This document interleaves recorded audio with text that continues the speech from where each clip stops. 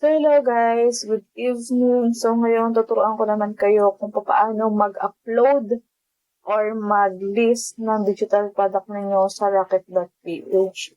So first, click nyo tong 3 lines. Siyempre mag-login muna kayo.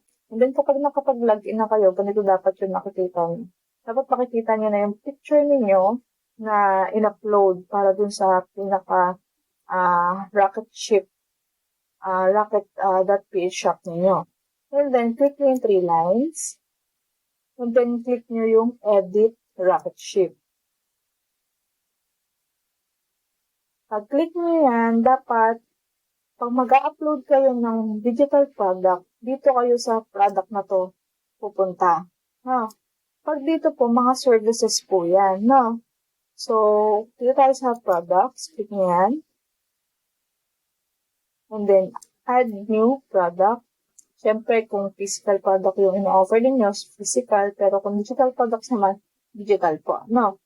Click lang po ito. Click continue. And then, pwede po kayong pumili dyan. May mga format na po kayong pwedeng pamilian. Pero ako laging start from scratch.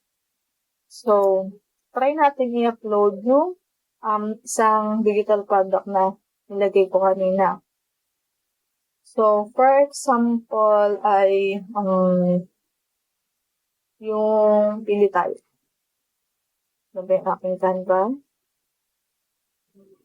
For example, ang gusto kong i-upload ay ito. Ito yung gusto kong i-upload. So, ito yung title niya. So, ipipaste ko lang siya dito sa title. Paste ko. Paste. Digital products. Tapos ko ano yung description niya. So, ang description niya, for example, this is a Valentine's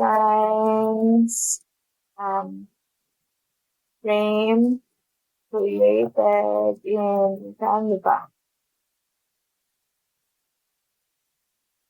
You may access the editable file, editable template,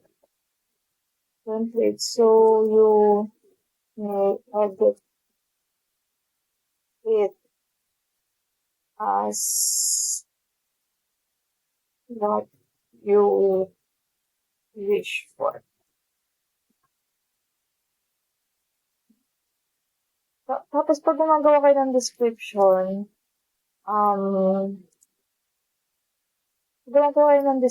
importante na maglagay kayo ng specs. For example, size. Size niya is A4 size. And then, ano ba yung nakikita ng feature doon sa frame? So, sabi dito, kung makikita mo dito, meron kang 5 tiles. Meron kang 5 tiles. And then, one full picture. Full crafted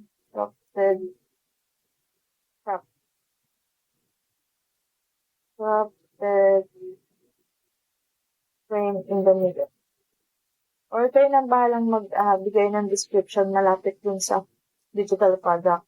And then, sabi, mag-add ako ng media. So, ang gawin natin, yung kaninang ginawa ko na link PDF file, yun yung gamitin natin. For example, maglagay ako dito na lang. Thank you. Para lang merong para may patent din. Pineso. Sample. Dito tayo ng thank you na naka-free. Siyempre. Example ito. Thank you so much. Tapos na ito.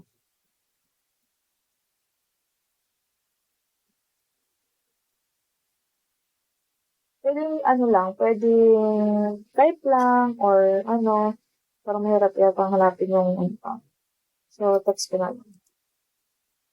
Insert text na lang ako. So, text. Thank you so much for your purchase.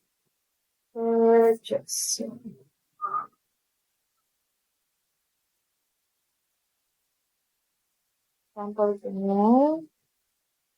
Sample lang to ha. Pwede kang gumawa ng sarili nyo na bonggang-bongga. Click here to access file. Click here to access the file. So, dito, ilalagay natin yung shareable link. Ngayon, ito kasi may nakalagay na siya na link, di ba? So, papalitan ko siya. Punta sa template, share, then template link. Then, punta ulit tayo doon. And then, natin yung 3 lines, tapos edit link. And then ito, control A para makopy, delete, tapos paste natin yung bago nating link. So, ito. Done. So, ito, meron na tayong nagawa na PDF file. So, natin, save lang natin siya as PDF. Download natin siya as PDF. Then, download.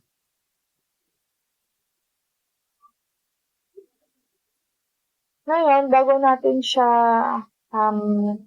i-paste to sa rocket.ph as R file, kailangan natin laging i-check muna yung ginawa natin PDF file for the link. Now, kung kapag kinlink pa natin to is tama yung pupuntahan niya na template. So, try natin. Click natin to. So, ayan. No, tama naman. So, ito, pag ganito,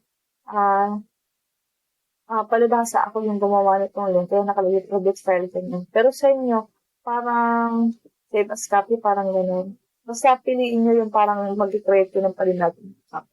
So, yung PDF file na create natin is tama siya. So, pwede natin siyang gamitin for attachment sa rocket.ph shop natin. Pag tayo sa rocket.ph, add media, hanapin natin yung file na ginawa natin. So, click natin tong click here to upload files. So download siya for sure. Downloads. Saan na siya? Nawala na ba?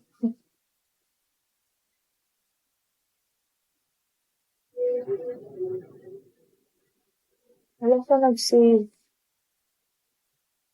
Parang tama naman ang ginawa ko. Ulitin ko ha. Ay, or baka hindi pa okay yung download. Okay na ba yung download? Hindi ko na pansin. PDF standard download.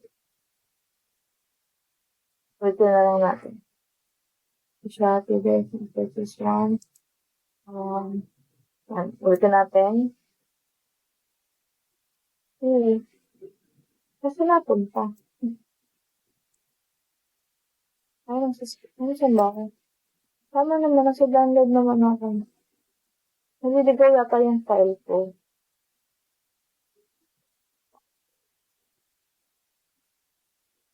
Screenshots.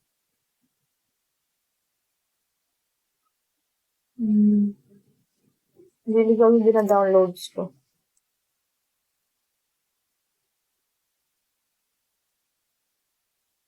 Download. Okay.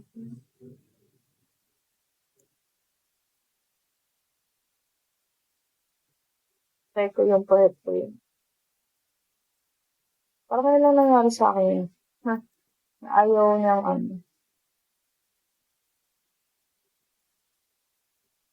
ayaw niya yung hindi lumalabas. Why? But why?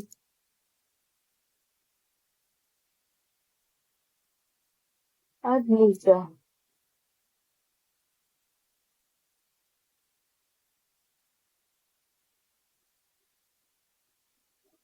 Bago na ba? Palibasan din na kasi ako nag-upload eh. Wait lang kailangan ko ma-discover to. Ay, shit, mali.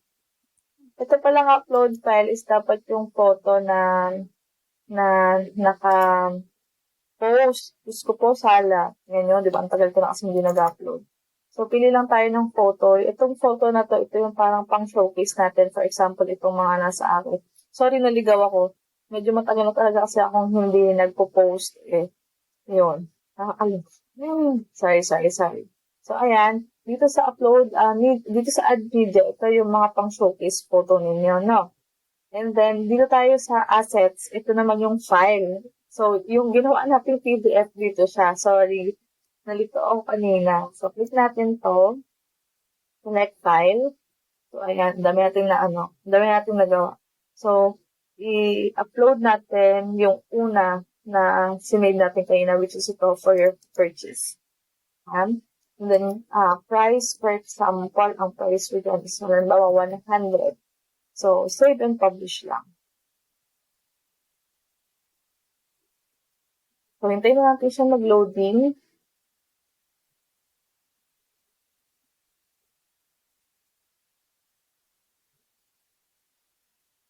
Hindi matagal. So, ganun lang kadali mag-upload ng file sa rocket.ph. So, makikita nyo, nandito yan sa pinaka-dulo.